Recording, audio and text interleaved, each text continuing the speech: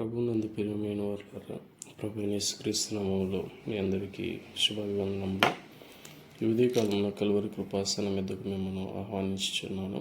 సంఖ్యాకాండము 20వ అధ్యాయము 16వ వచనంలో మోషే, మేము యెహోవాకు మొరపెట్టగా ఆయన మా మొరను విని దూతను పంపి ఐగుప్తులో నుండి మమ్మను రప్పించెను. మనము మోషే ద్వారా దేవుడు ఇశ్రాయేలు ప్రజలను విడిపించాడని చెప్పుకుంటూ ఉంటాం.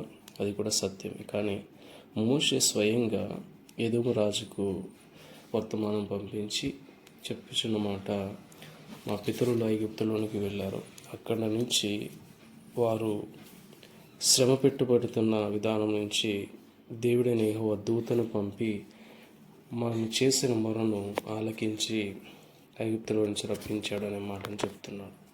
కాబట్టి సాక్ష్యం అనేది జీవితంలో చాలా విలువైనది.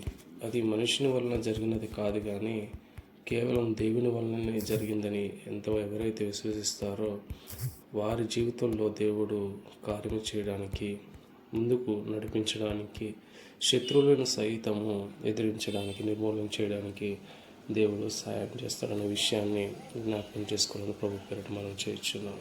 ఆమేన్.